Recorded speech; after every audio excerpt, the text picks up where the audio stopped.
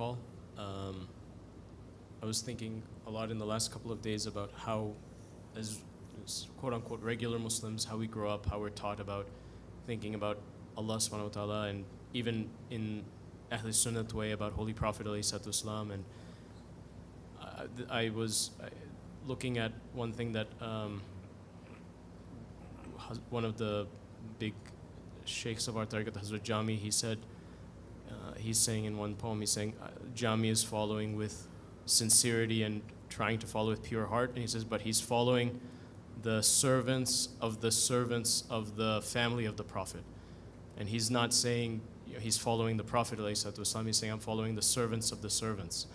And that just was, it very much struck me, and especially following in tariqat and starting to understand you taught that, how to love the servants of the Prophet when you're growing up here? Or Ahl Sunnah is teaching that? No, it's saying just so they lost direct, the Ahl Sunnah too. Or Ahl Tariqat is teaching you? No.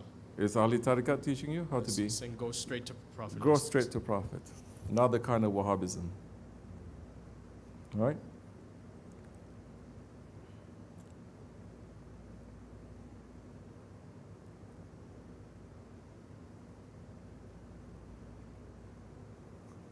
They have difficulties following a shaykh. They say a shaykh is just a man.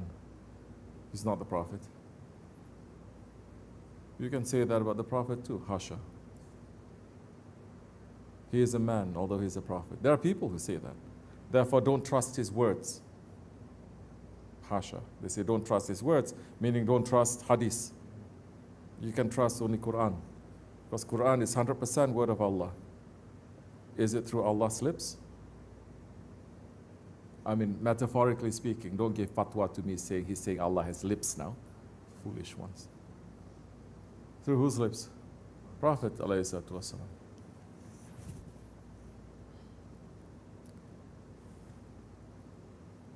But we have become Fir'auns. We enter into tariqat because I'm a saint, we are saying. Or I want to be a saint. Or you want to become sheikh. That's why you enter. Nobody wants to enter into tariqat to learn how to become Abdullah. Too low. Too low for us to become a servant. Want to become master. Want to become a sheikh. Who are you? You understand what you are? Where you come from? But what they're teaching? Manners. You must learn. Before ilm. They teach ilm before manners. Ilm before manners. Then when are you going to teach manners? You'll pick it up here and there. Pick up from what? TV? Pick up from what? All these ones who are so puffed up with pride. From the time of long time ago until now, hundreds, thousands of years until now, the problems is not with those humble ones who Allah says, these are my beloved. The problem is always with those who are saying, we are the learned ones.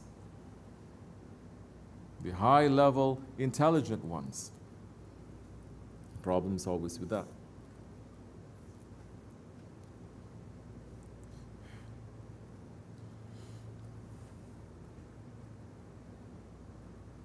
So, what's your question? How many are willing to understand what protocol is?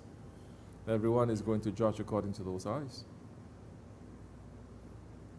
Everyone is going to say, no, he's doing wrong. This sheikh is doing wrong. He doesn't know. He make a mistake. So many things. Why? Because he's not prophet, he's not perfect.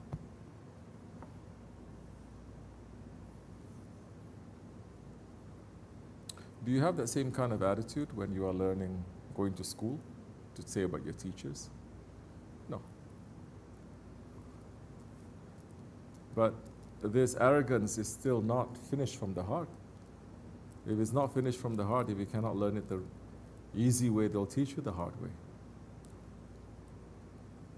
Then how quickly that arrogance is going to come out.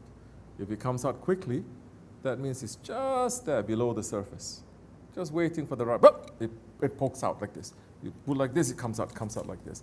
You didn't bring it down low. You didn't put your foot over it. You're not riding on it.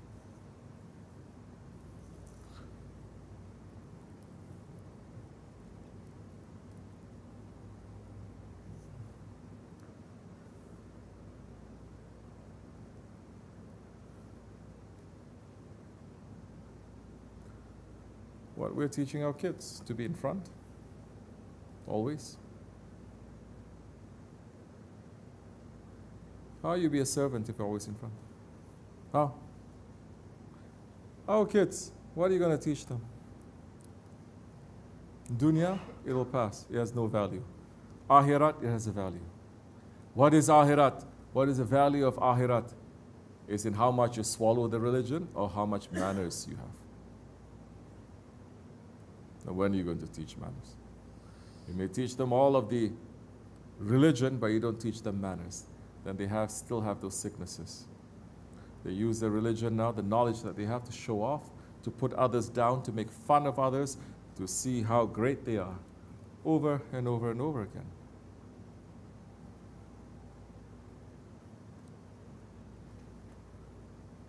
We can say about this, you and I, we can talk about humility. Do we have that? What is humility? It's easy to bow down to someone that is clear he is higher than you. What if that one, you see he's not higher than you? Will you bow down? What bow down? I must know my position.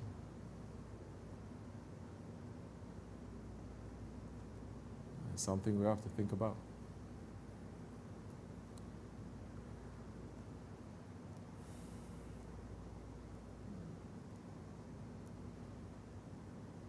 And this, what you talk about, knowing how to have manners. Shaykh Abdul Karim Effendi didn't teach this through just giving nice sohbat like this. You didn't live here, you don't know. You didn't. You came and you visited. You don't know. Those who live here, they know something.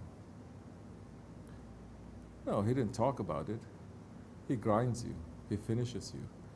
And the murid should be, as Shaykh Maulana is saying, listen carefully, those who are calling themselves Naqshbandi. The Shaykh can take you and put you through the grinder, the meat grinder. You come out, ground, you still cannot complain. That is a murid. Anybody heard Shaykh Effendi saying this? Let me see. None of you? Yes, he said it.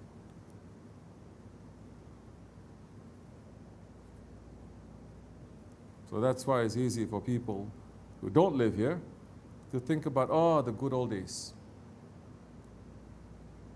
Good old days? What good old days? How do you know that the Shaykh Effendi is maybe it's to you? Why are you stuck?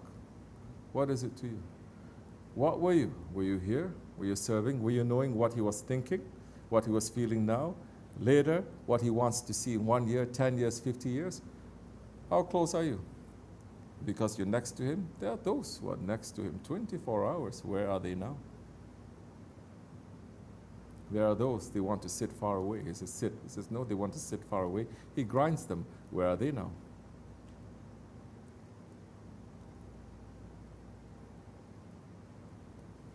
So protocol.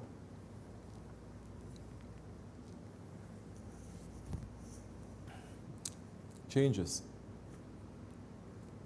You must have that flexibility. If you're not flexible, you cannot be bent. You cannot be shaped. Then you cannot submit.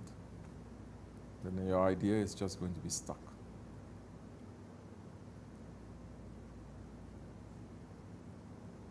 I understand?